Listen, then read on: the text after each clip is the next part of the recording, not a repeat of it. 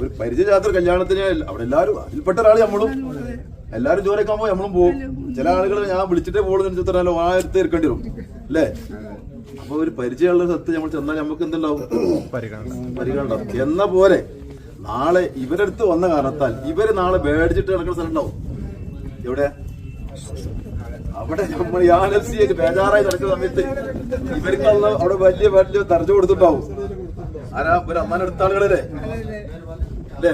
അതുപോലെ ഇങ്ങനെ മേടിച്ചിട്ട് ഇങ്ങനെ വിലസ നടക്കുന്ന സമയത്ത്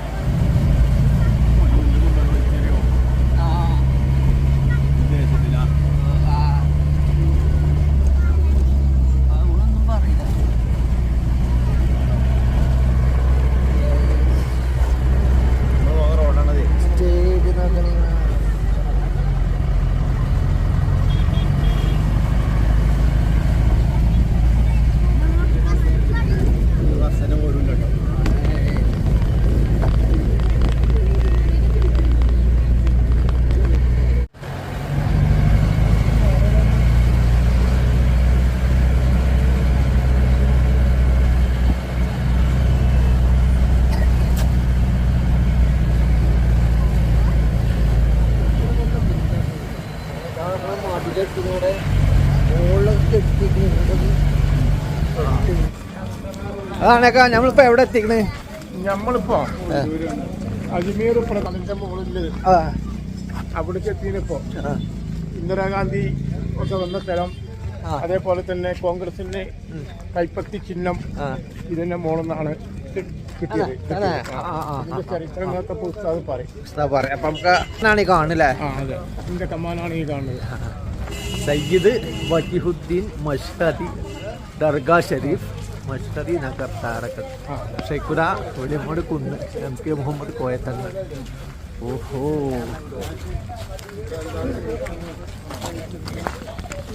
എന്നാലും എത്രയോ ഉയരത്താണ് ഇപ്പൊ ഇതില്. ഇവിടെ ഒരു ചെറിയൊരു ഇതാണ് നേരം, പക്ഷെ അപ്പുറത്താണ് കൂടുതൽ. അപ്പുറത്താണ് കൂടുതലുള്ളത്.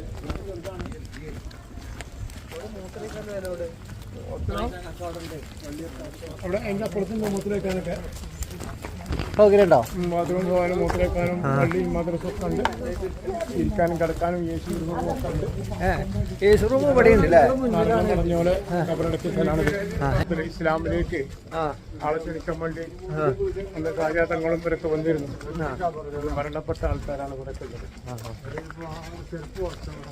ഇതൊക്കെ ഇതാണ് പ്രധാനപ്പെട്ട ഷഹീദായ ആൾക്കാരാണ്.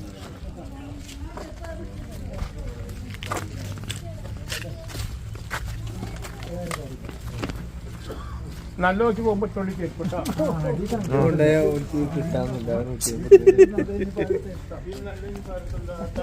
എന്താ വെള്ളം വാങ്ങി കുടിച്ചു? വെള്ളമല്ല, അല്ല ഇതെന്താണ് ഹണിക? ഇതിലൊരു കുഴി കാണുന്നുണ്ട്. ഒരു പൊട്ടുമില്ല. ഈ മഴ പെയ്തിട്ട് വെള്ളത്തേക്ക് ആക്കുന്നതാണ്. ഈ ചാടാൻ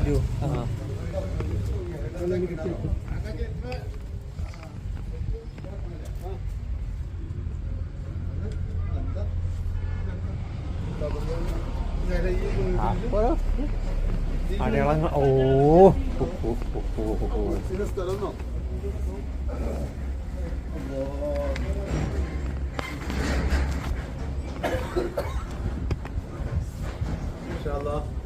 നമ്മള് കാണുന്നത് അള്ളാഹുവിന് വേണ്ടി ജീവിച്ച് അള്ളാഹുവിന് വേണ്ടി ജീവത്യാഗം ചെയ്ത ആളുകളാണ്, സുഹദാക്കന്മാരാണ്. നമ്മളൊക്കെ നമുക്ക് വേണ്ടി ജീവിച്ച് നമുക്ക് വേണ്ടി മരിക്കുന്ന ആളുകൾ അല്ലേ? അള്ളാഹു ഇവരെ കൂട്ടത്തിലാക്കി തട്ടെ. ജീവിക്കാൻ ഒരുപാട് ആഗ്രഹിച്ച ആളുകളാണ്. പക്ഷെ അന്നത്തെ സാഹചര്യം ഇവർക്ക് എന്തല്ല ജീവിക്കാൻ പറ്റാത്തൊരു കാലഘട്ടമായിരുന്നു. ഒരു എന്താ ഇസ്സത്തില്ലാതെ ജീവിക്കേണ്ടി വന്ന ആളുകളിൽപ്പെട്ട ആളുകളായിരുന്നു. പിന്നീട് ഇവർക്ക് നേതൃത്വം വരികയും ഇവർക്ക് ഇസ്സത്ത് ഉണ്ടാക്കി കൊടുത്തു ബഹുമാനപ്പെട്ട സയ്യിദ് മീരാൻ ഹുസൈൻ ഷഹീദുലുള്ള. അപ്പൊ ആ മഹാന്റെ കൂടെ യുദ്ധം ചെയ്ത് ഷഹീദായ അള്ളാഹുവിന്റെ അടുത്ത ഇഷ്ടദാസന്മാരായ ആളുകളാണ് ഈ കിടക്കുന്നത്. കാരണം ഇവർക്കൊരു കാലഘട്ടത്തിൽ ഇവർക്ക് ഒരുപാട് പ്രയാസങ്ങളായിരുന്നു. ഒരു മുസ്ലിമായി ജീവിക്കാൻ കഴിയാത്ത ഒരു പ്രയാസം. ഒരു മനുഷ്യന് ഒരു മുസ്ലിമിന് ഇസ്സത്താണല്ലോ വേണ്ടത്. ഇപ്പൊ പലസ്തീനിലെ അവസ്ഥ എന്താ? ഇസ്രായേലിലെ അല്ലെ, പലസ്തീനിലെ അല്ലെങ്കിൽ നമ്മുടെ ഗസയിലെ അവസ്ഥ ഒരു മുസ്ലിമിന് അവിടെ ജീവിക്കാൻ കഴിയില്ല. മുസ്ലിം ആയ കയ്യിൽ എന്താണ് ഓരോ ദിവസം ബോംബുകൾ ഒന്നിങ്ങനെ വീഴുകയാണ്. അതുപോലത്തെ ആളുകളായിരുന്നു ഇവരും. കാരണം വെച്ചാൽ ഇന്ത്യയിലെ ആദ്യത്തെ മുസ്ലിം ഭരണാധികാരി ഞാൻ ഇന്നലെ പറഞ്ഞിരുന്നു, ബഹുമാനപ്പെട്ട ഇബ്രാഹിം ബാദിഷാ റളിയല്ലാഹു അൻഹു. ബഹുമാനപ്പെട്ട ബാദിഷാ തങ്ങളുടെ ഒരു തേരോട്ടം പോയ നാടാണിത്. അദ്ദേഹം ഈ ദീനിയായ ഭരണം നടത്തിയ ഒരു നാടാണ് ഈ പറഞ്ഞ ഈ ഭാഗങ്ങളൊക്കെ. അങ്ങനെ അന്ന് ഒരുപാട് മുസ്ലിങ്ങൾ ഇവിടെ ഉണ്ടായിരുന്നു. അദ്ദേഹം ഇവിടെ ദീനിലൊക്കെ എല്ലാം ഫത്തഹൊക്കെ ആക്കി ചെയ്തതിനു ശേഷം ബഹുമാനോട് തിരിച്ചു വീണ്ടും മദീനയിലേക്ക് പോയി. അങ്ങനെ രണ്ടാമത് വന്നതാണ് തമിഴ്നാട്ടിലേക്ക്. അങ്ങനെ ഇവിടെ വീണ്ടും എന്തായി, അരാജകത്വം വരികയും മറ്റുള്ള ഭരണാധികാരികൾ വീണ്ടും തലക്കുകയും അവർ വീണ്ടും അധികാരം ഏറ്റെടുക്കുകയും ചെയ്തു. ഇപ്പൊ നമ്മളെ ഇന്ത്യയിലെ അവസ്ഥ എന്താ? ഒരു കാലത്ത് ഇവിടെ മുസ്ലിം ഭരണാധികാരികൾ ആയിരുന്നു അല്ലെ? അവർ സ്ഥാപിച്ച പേരുകളൊക്കെ അല്ലെങ്കിൽ അവർ സ്ഥാപിച്ച ഒരുപാട് മതചിഹ്നങ്ങളൊക്കെ എന്താക്കിക്കൊണ്ടിരിക്കുകയാണ്, മാറ്റിക്കൊണ്ടിരിക്കുകയാണല്ലോ അല്ലെ? എന്ന പോലെ ശേഷം വന്ന ഭരണാധികാരികൾ ഇവിടെ വീണ്ടും പ്രയാസങ്ങൾ ഉണ്ടാക്കി. അതിൽ ഏറ്റവും ശക്തനായ ഭരണാധികാരിയായിരുന്നു, ഇന്ത്യ കണ്ട ഏറ്റവും വലിയ ശക്തനായ ഒരു ഭരണാധികാരിയായിരുന്നു പൃഥ്വിരാജ് ചൗഹാൻ. കേട്ടിട്ടുണ്ടാവുക, ചക്രവർത്തിയായിരുന്നു. അതായത് ഇപ്പൊ അക്ബറൊക്കെ വന്നിട്ട് 400 വർഷമായിട്ടുള്ളൂ. പക്ഷെ അതിനൊക്കെ 400 വർഷം മുന്നേ, അല്ലെങ്കിൽ ഇന്നത്തെ കണക്ക് പറയാം 900 വർഷം മുന്നേ രാജ്യം ഭരിച്ച ചക്രവർത്തിയായിരുന്നു പൃഥ്വിരാജ് ചൗഹാൻ എന്ന ചക്രവർത്തി. അദ്ദേഹം ഭരണത്തിൽ വന്നതോടുകൂടി അദ്ദേഹം പിന്നെ വേറെ രൂപത്തിലാണ് അദ്ദേഹം ഭരണം കൊണ്ടുപോകുന്നത്. മുസ്ലിങ്ങളോട് വല്ലാത്തൊരു ദേഷ്യം അദ്ദേഹത്തിന്. മുസ്ലിങ്ങളോടുള്ള ദേഷ്യമല്ല അദ്ദേഹത്തിനുണ്ട്. അദ്ദേഹത്തെ ദൈവമായി അംഗീകരിക്കണം എന്നുള്ള ഒരു അവസ്ഥയിലേക്ക് അദ്ദേഹം കൊണ്ടുവന്നു. ബഹുമാനപ്പെട്ട മൂസാ നബിന്റെ കാലത്തിൽ അല്ലെ ആരുണ്ടായിരുന്നു? ഫിർഔൻ. അള്ളാഹു പദവിയാണ് കൊടുത്ത് വല്ല ഉയർന്നു കൊടുത്തപ്പോ അവൻ പറഞ്ഞു ഞാൻ തന്നെയാണ് ദൈവം എന്ന് അംഗീകരിക്കണം എന്ന് പറഞ്ഞു ജനങ്ങളോട്. എന്ന പോലെ ഈ പൃഥ്വിരാജ് ചൗഹാൻ അങ്ങനെ വല്ലാത്ത വലിയ വലിയ പദവികൾ, വലിയ സ്ഥാനമാനങ്ങൾ കിട്ടിയപ്പോൾ അദ്ദേഹം എന്തായി, ഒരു ഫിർഔന് സമാനമായ ഒരു ജീവിത രീതി അത് കൊണ്ടുവരികയും അങ്ങനെ അദ്ദേഹത്തെ അംഗീകരിക്കാതെ അദ്ദേഹം ദൈവമല്ല എന്ന് പറഞ്ഞ ആളുകളെ ക്രൂരമായി പീഡിപ്പിക്കുകയും അവരെ ക്രൂരമായി കൊല ചെയ്യുകയും ചെയ്തു. അങ്ങനെ വല്ലാതെ പ്രയാസപ്പെട്ട സമയത്ത് അവർക്ക് നേതൃത്വമില്ല ഈ ചെറുപ്പക്കാർക്ക്. കാരണം അല്ലേ, ഇന്നിപ്പോ അവസ്ഥ എന്താ? ഇന്നൊരു പള്ളി പൊളിക്കാന്നാണ് പെട്ടെന്ന് കഴിയൂലായിരുന്നു. ഇന്നോ ഒരാൾ തീരുമാനിച്ച മറ്റേ സാഹചര്യം വരിക മാധ്യമത്തിൽ പോവാണ് അല്ലേ? അങ്ങനെ തന്നെ അല്ലേ? അങ്ങനെ അതുപോലത്തെ ഒരു അവസ്ഥ ഇവിടെ വന്നു കഴിഞ്ഞാൽ പിന്നെ നമ്മൾ സൈലന്റ് ആവുകയാണ്, ബേജാറാണ്. കാരണം നമുക്ക് നേതൃത്വമില്ല, നമുക്കാണ് ജീവിക്കും വേണം അല്ലേ? ഈമാണ്ടെങ്കിലോ ഭയപ്പാടില്ല അല്ലേ? അതും ഉണ്ടാവില്ല. പക്ഷെ നമുക്ക് ഇപ്പൊ തൽക്കാലം എന്തില്ല, അസഹാജിലസം കുറവാണ്. കാരണം നമുക്ക് ഒരുപാട് ആവശ്യങ്ങൾ നമ്മുടെ മുന്നിലുണ്ട്. വീടുണ്ടാക്കണം, വാഹനം, കാറ് വാങ്ങണം, അതൊക്കെ വേണം നമുക്ക്. അപ്പൊ ആ ഒരു ചിന്ത ഉണ്ടാകുമ്പോ നമുക്ക് മറ്റതൊക്കെ രണ്ടാം സ്ഥാനത്തേക്ക് നമ്മളതിനെ തള്ളേണ്ടി വരും. അപ്പൊ അങ്ങനത്തെ ഒരു അവസ്ഥ ഇപ്പൊ നമ്മളുണ്ട്. അതുകൊണ്ട് ബഹുമാനപ്പെട്ട സയ്യിദ് മീരാൻ ഹുസൈൻ തങ്ങൾക്ക് അങ്ങോട്ട് പറഞ്ഞേക്കാണ് ആര്? കാരണം നമ്മളൊക്കെ ദ്വാരക്കുന്ന ആളുകളാണ്. എങ്ങനെ ദ്വാരക്കല്? നമ്മളൊന്ന് ദ്വാരന്നു, ഇനിയും ദ്വാരക്കും അല്ലേ? എങ്ങനെ ദ്വാരക്കാം? അൽഹംദുലില്ലാഹി റബ്ബിൽ ആലമീൻ അല്ലാഹുമ്മ സ്വല്ലി അലാ സയ്യിദിനാ മുഹമ്മദിൻ വഅലാ ആലി സയ്യിദിനാ മൗലാനാ മുഹമ്മദ്. റസൂലുള്ളാഹിന്റെ പേരിൽ സലാം പറഞ്ഞ് എന്നിട്ട് നമ്മൾ കാര്യങ്ങൾ പറയുള്ളൂ. റബ്ബിനോട് ശുക്ർ ചെയ്യും. എന്നിട്ട് റസൂലുള്ളാഹിന്റെ പേരിൽ സലാം പറഞ്ഞ് എന്നതിന് ശേഷം നമ്മൾ എന്താക്കുന്നത്, നമ്മൾ ആവശ്യങ്ങൾ അള്ളാഹുവിനോട് അർപ്പിക്കും. എന്നിട്ടോ സലാമോട് കൂടിയാണ് നമ്മൾ എന്താക്കുന്നത് അവസാനം. അങ്ങനത്തെ ദുആ എങ്ങോട്ടാ പോകുന്നത്? നേരെ റൗളയിലേക്കാണ് പോകുന്നത്. ഇവിടേക്ക് എത്തിക്കണം. ആര്? അല്ലാഹു സുബ്ഹാനഹു പ്രത്യേകമായ മലായികത്ത് മുഖാന്തരം അവിടെ എത്തിച്ചിട്ട് അവിടുന്നാണ് ഉയർത്തപ്പെടുന്നത്. അപ്പൊ ഇങ്ങനത്തെ പ്രതിസന്ധി മുസ്ലിങ്ങൾക്ക് മൊത്തത്തിൽ പ്രതിസന്ധി വന്നു. ഇവിടെ പലസ്തീന് വേണ്ടി ദുആ ചെയ്തു ആളുകൾ, അല്ലേ? നമ്മളൊക്കെ മനസ്സുകൊണ്ട് തോർക്കാത്ത, പള്ളിക്കെന്ന് പറഞ്ഞാൽ നമ്മൾ അവിടെ പോട്ടെ, മനസ്സുകൊണ്ട് തോർക്കാത്ത കുഞ്ഞു മക്കള് പോലും ഇല്ല. അത്രയും ബോംബുകൾ അങ്ങനെ വർഷിച്ചപ്പോ, അല്ലേ? മനസ്സുകൊണ്ട് നമ്മൾ ചോദിക്കാറ് നമുക്ക് തോർന്നിട്ട് എന്താ ഈ കേൾക്കണില്ലേ എന്നുള്ള ചോദ്യം നമുക്ക് ഉണ്ടായിട്ടുണ്ട്. ചില ആളുകൾ എന്നോട് ചോദിച്ചിട്ടുണ്ട്, എന്താ നമ്മളും തോരങ്ങൾ നല്ല കേൾക്കണില്ലേ? അങ്ങനത്തെ ഒരു സാഹചര്യം ഇപ്പൊ സന്തോഷം നമുക്ക് വരുന്നുണ്ട്. അള്ളാഹു ഏതൊക്കെ രൂപത്തിലാണ് വരാന്ന് പറയാൻ പറ്റില്ല. എനിക്ക് അള്ളാഹുവിന് ഇത് പെട്ടെന്ന് കിട്ടുമല്ലോ. പെട്ടെന്ന് കിട്ടാനാണല്ലോ നമ്മൾ ഇങ്ങോട്ട് വരുന്നത്, അല്ലേ? അജ്മീർക്ക് ഏർവാടിക്ക് പെട്ടെന്ന് കിട്ടാൻ വേണ്ടിയാണ് ഈ പോണത്. അള്ളാഹോട് ചോദിച്ചിട്ട് കിട്ടാത്ത ആളും തരാൻ കഴിയാത്ത ആളൊന്നല്ല, അല്ല കഴിവില്ലാത്തവനല്ല. ഇപ്പൊ ഈ അജ്മീർ വന്നാലും തരുന്ന ആരെന്നെയാണ്? അത് തന്നെയാണ്. പക്ഷെ നമുക്ക് കുറച്ച് എളുപ്പത്തിൽ നടക്കണം കാര്യങ്ങളോ. അതിനാണ് നമ്മൾ അങ്ങോട്ട് വന്നിട്ടുള്ളത്. ഞാൻ എന്റെ വിഷയം ഞാൻ മാറിപ്പോയില്ലോ. അപ്പൊ അങ്ങനെ ഒരു പ്രതിസന്ധി വന്നു മുസ്ലിങ്ങൾക്ക്. ആരുമില്ല, ചിന്ന ഭിന്നമായി ജനങ്ങളിങ്ങനെ ഒറ്റക്കൊറ്റക്കായി അവസ്ഥ വന്നു. ആർക്കും ഒരു കൂട്ടമായിട്ട് ഈ രാജാവിനെ എതിർക്കാൻ കഴിയാത്തൊരു അവസ്ഥ വന്നപ്പോൾ അവരിലേക്ക് ഒരാളെ പറഞ്ഞേക്കാണ് ബഹുമാനപ്പെട്ട ആദരവായ റസൂലുള്ളാഹി സ്വല്ലല്ലാഹു അലൈഹി വസല്ലം. കാരണം ഈ ചെറുപ്പക്കാർക്കൊന്നും അല്ലെങ്കിൽ ഇവിടുത്തെ മുസ്ലിങ്ങൾക്ക് ഒരു ഒരുമ കിട്ടുന്നില്ല. അങ്ങനെ ഇവർ സങ്കടം വരുമ്പോൾ റബ്ബിനോട് ദ്വാരക്കുമ്പോൾ അതൊക്കെ മദീനയിലേക്ക് എത്തുന്നത്. അവിടെ കിടക്കാൻ കഴിയോ? ഒരു പ്രതിസന്ധി ഇങ്ങനെ വരുമ്പോൾ മുസ്ലിങ്ങൾക്ക് മൊത്തത്തിലെ പ്രതിസന്ധി വരുമ്പോൾ അവിടെ കിടക്കാൻ കഴിയില്ല. അപ്പൊ അവിടുന്ന് ഇടപെടുകയാണ് ആര്? ആദരവായ നബി തങ്ങള് അത് ഇടപെടുകയും അതിനെ പറ്റിയ ഒരാളെ ഇങ്ങോട്ട് പറഞ്ഞു, വളരെ യുവാവായ വളരെ ചെറുപ്പക്കാരനായ ഒരാളെ ഇങ്ങോട്ട് പറഞ്ഞേക്കാണ്. പക്ഷെ അള്ളാഹ് വിഷയമൊക്കെ പറയാം. അങ്ങനെ ബഹുമാനപ്പെട്ടവർ വന്ന് ഇവർക്ക് നേതൃത്വം നൽകുകയും ഈ ചെറുപ്പക്കാരൊക്കെ ഒരു ഇദ്ദേഹത്തിന്റെ അണിനിരക്കുകയും അങ്ങനെ ഈ കോട്ട പൊളിച്ചു. കണ്ടൊരു കോട്ടനുള്ളപ്പം ഉള്ളത് കണ്ടില്ലേ? ആ കോട്ട പൊളിച്ച് ഇവരകത്ത് കയറി യുദ്ധം ചെയ്തു. ധീരമായി യുദ്ധം ചെയ്തു. ഘോരമായ യുദ്ധത്തിൽ ആയിരക്കണക്കിന് ചെറുപ്പക്കാർ വഫാത്തായി അങ്ങനെ കിടക്കുന്ന ആളുകളാണ്. ഇവരുടെ ഉദ്ദേശം എന്താണ്? ഇപ്പൊ ഈ മസ്ജിദുൽ തൂഫാൻ അക്സ എന്ന ആ യുദ്ധത്തിന്റെ ഒരു പേരിട്ടല്ലോ ഇസ്രായേലില്. ഞാനെന്താ അക്സ ഞങ്ങൾ മോചിപ്പിക്കും, അതാണ് ഞങ്ങളുടെ ഉദ്ദേശം. ആരുടെ ഉദ്ദേശം? അവര് നെയ്യത്തുന്ന അള്ളാഹു ഉദ്ദേശം അതാണെന്നാണ് അവര് പറഞ്ഞത്. അപ്പൊ അവരുടെ ഉദ്ദേശം അങ്ങനെ ഉണ്ട്. ആ യുദ്ധത്തിൽ അവര് ഉദ്ദേശിക്കുന്ന ഞങ്ങൾ മസ്ജിദുൽ അക്സക്ക് വേണ്ടിയാണ് ഞങ്ങൾ മരിക്കണമെന്നാ ആര് പറഞ്ഞത്? ജസക്കാര് പറഞ്ഞത്. എന്ന പോലെ ഇവരെ ഈ രാജാവിനെതിരെ ഇവിടെ ഇസ്ലാമിന് ഒരു ഇസ്സത്ത് വേണം, ഞങ്ങളില്ലെങ്കിൽ ഞങ്ങളുടെ വാക്കുകൾക്കൂടെ ജീവിക്കണം എന്നുള്ളൊരു നെയ്യത്തോടു കൂടിയാണ് ഈ ചെറുപ്പക്കാരെ യുദ്ധത്തിനിറങ്ങിയത്.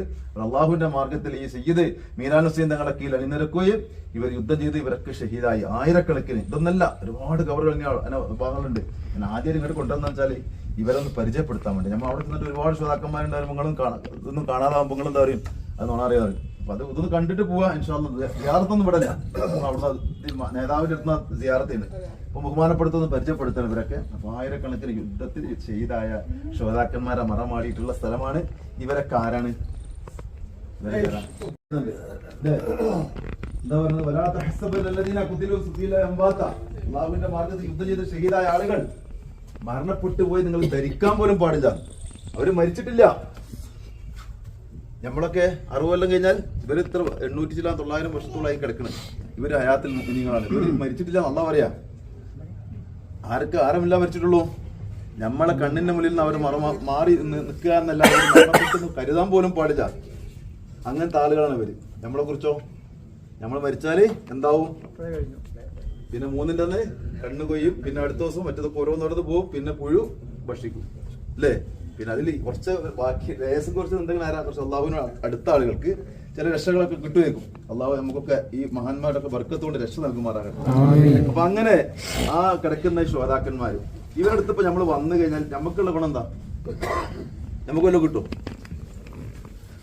ഓരേതായാലും വിജയിച്ചു അള്ളാഹുവിന്റെ മാർഗത്തിൽ. നമുക്കുള്ള വെച്ചെന്താ? ഇവരെ ഒന്ന് കണ്ടുപോയാൽ എന്താ കിട്ടും? നമുക്ക് എന്താ ഉണ്ടാവും? നമുക്ക് വിജയിക്കാനല്ലേ ആ നെയ്യത്തുണ്ടെങ്കിൽ നന്നാണ്. ഞാനൊരു ചോദ്യം ചോദിക്കാണ്. ഇത് നമ്മള് ചോദിക്കല്ല, നമ്മൾ മനസ്സിലാക്കി വെക്കാൻ വേണ്ടിയാണ്, അല്ലാതെ ഞങ്ങൾ ചോദ്യം ഒരാളാവാൻ വേണ്ടിയില്ല. ഇത് ഇത്രയും വലിയ ശുഹദാക്കന്മാരൊക്കെ ഇവിടെ കിടക്കുകയാണ്. അള്ളാഹുവിന്റെ അടുത്ത് അതിന്റെ സ്ഥാനമുള്ള ആളുകളാണ്. ഇവരുടെ അടുത്ത് നമ്മളൊന്ന് സിയാറത്ത് ചെയ്ത് പോയി കഴിഞ്ഞാൽ, ഞാൻ എന്നാളൊരു കല്യാണത്തിന് പോയി. എവിടെ അറിയാം? മറ്റേ ഒറ്റപ്പാലത്തു നിന്ന് അപ്പുറത്താണ്, കുറെ ദൂരത്തായിരുന്നു. അതിന്റെ കൂടെ വന്നൊരു ഗ്രൂപ്പിൽപ്പെട്ട ഒരാളെ മകളെ കല്യാണം. അപ്പൊ ഞങ്ങൾ ആ ഗ്രൂപ്പിൽ വന്ന് 100-100 ആൾക്കാരുണ്ട്. എല്ലാവരും ഇദ്ദേഹം വിളിച്ചിട്ടുണ്ട്. സാമ്പത്തികമുള്ള ഒരാളെ അങ്ങനെ ഞങ്ങൾ കല്യാണത്തിന് മുമ്പ് അങ്ങനെ എല്ലാവരും അങ്ങനെ ഓരോരുത്തർ ഗ്രൂപ്പ് ഉണ്ട്. ആ ഗ്രൂപ്പിൽ എല്ലാവരും പരിചയപ്പെട്ടു. കുറെ ആൾക്കാർ നല്ല ശതമാനം ഫാമിലി ആയിട്ടാണ് വിളിച്ചത്. അപ്പോൾ ഓരോരുത്തരും ഇങ്ങനെ പോകുന്ന സമയത്ത് എൻ്റെ ഭാര്യ ഉണ്ടായിരുന്നു. ഭാര്യയെ ഞാൻ കൊണ്ടുപോയി. അപ്പോൾ ചോദിച്ചു, നിങ്ങളൊക്കെ ഇപ്പോൾ പരിചയം എന്നെ ആരും കൂടെ ഞാനൊരു കാര്യം വണ്ടി ഇരുന്നുണ്ട്, നിങ്ങൾ പോയി ഭക്ഷണം കഴിച്ചു പോകുന്നുണ്ട്. അപ്പം അത് വേണ്ട, നമുക്കൊരു കാര്യം വേണം, പോയി നോക്കാം. പോയിട്ട് ഞങ്ങളൊക്കെ കാണാൻ വെച്ചിട്ട് ഞങ്ങൾ ചെന്ന സമയത്ത് ഇവര് അവിടെ ഞങ്ങൾ ഈ ചെന്ന ആളുകൾ ഗ്രൂപ്പിന് വേറൊരു സ്ഥലത്ത് കൊണ്ടിരുത്തുക. നമ്മൾ ഈ വന്ന ഗ്രൂപ്പ് ഞങ്ങൾ പോയി അരിമീർ ഗ്രൂപ്പിനെ വേറെ സ്ഥലത്തോട്ട് ഇരുത്തി. ഭയങ്കര ട്രീറ്റാണ്, ഭയങ്കര സ്വീകരണവും ഭയങ്കര ഇതും. അപ്പൊ കണ്ട പെണ്ണുങ്ങള് വണ്ടി മൂപ്പരെന്നെ പോയി കണ്ട് വാരം ഇറക്കിക്കൊണ്ടിരിക്കുകയാണ്. എന്നിട്ട് ഭയങ്കര ഒരു സന്തോഷം. അപ്പൊ എന്താ ആ ഒരു പരിചയം ഉള്ളോണ്ടല്ലേ ആ സാധനത്ത് നമ്മളൊരു പരിചയമില്ലാത്ത കല്യാണത്തിന് പോയാലോ നമ്മളാരും അറിയില്ല. അല്ലേ? ഒരു പരിചയമില്ലാത്ത കല്യാണത്തിന് അവിടെ എല്ലാവരും അതിൽപ്പെട്ട ഒരാൾ നമ്മളും എല്ലാവരും ജോലിക്കാകുമ്പോ നമ്മളും പോകും. ചില ആളുകൾ ഞാൻ വിളിച്ചിട്ടേ പോകുന്നതിനോ ആയിരത്തെ ഇരിക്കേണ്ടി വരും. അല്ലേ? അപ്പൊ ഒരു പരിചയമുള്ള സ്ഥലത്ത് നമ്മൾ ചെന്നാൽ നമുക്ക് എന്തുണ്ടാവും? പരിഗണന ഉണ്ടാവും. എന്ന പോലെ നാളെ ഇവരടുത്ത് വന്ന കാരണത്താൽ ഇവര് നാളെ പേടിച്ചിട്ട് നടക്കുന്ന സ്ഥലം ഉണ്ടാവും. എവിടെ? അവിടെ നമ്മൾ യാനസിയൊക്കെ ബേജാറായി നടക്കുന്ന സമയത്ത് ഇവർക്ക് അവിടെ വലിയ വലിയ തർജ്ജമ കൊടുത്തിട്ടുണ്ടാവും. ആരാ? ഒരു അമ്മാനെടുത്ത ആളുകളല്ലേ? അല്ലേ? അതുപോലെ ഇങ്ങനെ പേടിച്ചിട്ട് ഇങ്ങനെ വിലസ് നടക്കുന്ന സമയത്ത് സമ്മേളനത്തിൽ പോയാൽ നമ്മളിങ്ങനെ അപ്പൊ നമ്മളൊരു കുട്ടികളെ SKSF അല്ലെങ്കിൽ ഏതെങ്കിലും കമ്പനി ആയിക്കോട്ടെ, പല കമ്പനി ഉണ്ടല്ലോ അപ്പൊ നമ്മുടെ നാട്ടില്. അതിലിപ്പോ SKSF കുട്ടിയാണ് നമ്മളെ SKSF സമ്മേളനം അല്ലെങ്കിൽ സമസ്തന്റെ സമ്മേളനമാണ്. SKSF കുട്ടികളാണ് അതിന് എന്തുണ്ടാകുക, അതിന്റെ സംഘാടകരായിട്ടുണ്ടാകുക. അപ്പൊ നമ്മുടെ നാട്ടിൽ നിന്ന് ഒരാൾ വന്ന കുറച്ചു നിങ്ങൾ തിരുവനന്തപുരം നമ്മൾ പിടിച്ചു മുന്നേ കൂടെ എടുത്തൂലേ? ഇല്ലേ? എന്ന പോലെ ഈ ഒരു സഹായം നമുക്ക് വെള്ളം കൂടെ കിട്ടുകയാണെങ്കിലോ മോശം വരുമോ? അതാ തോൽപ്പിക്കട്ടെ. അതിനായിരിക്കണം നമ്മൾ ഇവരെ അടുത്ത് വന്നിട്ടുണ്ട്. അത് നമുക്ക് കിട്ടണം. അതാ തോൽപ്പിക്കട്ടെ. അല്ലേ? അങ്ങനെ തന്നെ വേണ്ടേ? അപ്പൊ നമുക്ക് സലാം പറഞ്ഞിട്ട് നമ്മൾ അങ്ങോട്ട് പോകാം കേട്ടോ. അസ്സലാമു അലൈക്കും. സയ്യിദ് അസ്മത്ത് ബീവി എന്ന മഹദിയുടെ വാപ്പ സയ്യിദ് വജുഹുദ്ദീൻ മഷ്ഹദി എന്ന മഹാനാണ്. വജുഹുദ്ദീൻ മഷ്ഹദി വജുഹുദ്ദീൻ മഷ്ഹദി വലിയ സയ്യിദാണ്, മഹാനാണ്. ഇവിടെ ഇവരെ നേതാവായിട്ടുള്ള, പക്ഷെ യഥാർത്ഥ നേതാവ് നമ്മൾ കാണാൻ പോകുന്നുള്ളൂ. ബാക്കി അവിടെ ചരിത്രം അവിടെ നിന്ന് പറയാം. അവിടെ ഒരുപാട് അത്ഭുതമുള്ള മക്കാമാണ്, ഒരു കാര്യങ്ങൾ പറയാനുണ്ട് ഇൻഷാ അല്ലാഹ്. അപ്പൊ നമുക്ക് ഇവിടുന്ന് കൂട്ടമായിട്ട് അവിടുന്ന് ഇവർക്കൊക്കെ ആമായിട്ട് കേട്ടോ ഹസൻ ദുആ ചെയ്യാം. അപ്പൊ എന്തെങ്കിലും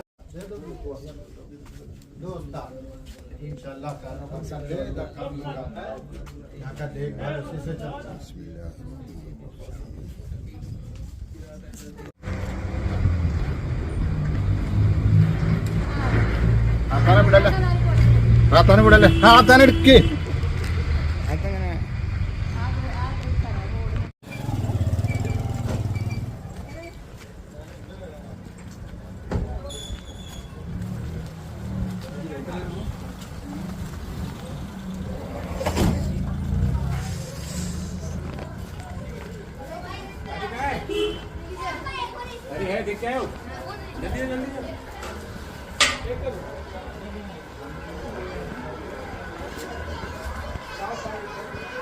കരിമ്പ് ജ്യൂസ് കിട്ടും അവിടെ. കഴിഞ്ഞ ഒട്ടകത്തിനെ കണ്ടില്ലേ? കണ്ടോളൂ.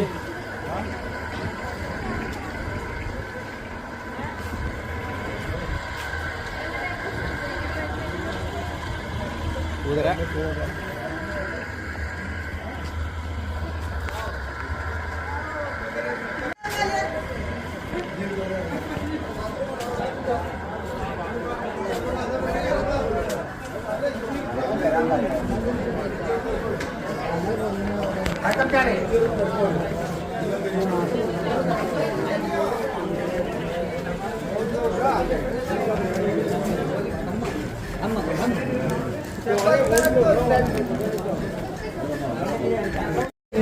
ചെരുപ്പൊക്കെ എല്ലാവരും ചെരുപ്പ് കഴിച്ചു.